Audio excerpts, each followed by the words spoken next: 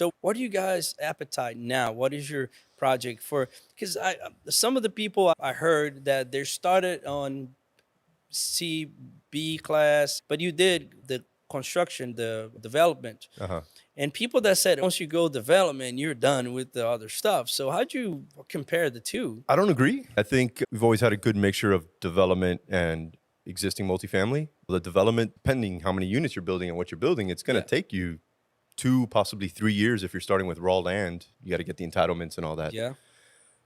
I think it's good to mix it up. Have a few development projects going while you still got your buying acquisitions and existing Hmm. multifamily. At least it's worked for us. There are obviously your just developers, which if you've got enough in your pipeline, then it makes sense. And then you have some Sure. coming online while you're Right. building others. But yeah, Yeah, no, I love that comment because, like, ultimately, it's the importance of diversification because you get in the multifamily operation, all that, which you have huge tax advantages. yeah, And I have solid investors that high incomers, and it's like they need that depreciation. That's why they leverage a lot of that multifamily that wouldn't have probably would be a higher return, but at the same time, to the point that we yeah. talk to investors, I'm sure you do this as well. It's like his diversification is key. Yeah, that's a good point. It's a different type of investor that invests in development, right? They Sure. don't need the cash flow. They want to take that higher risk but higher return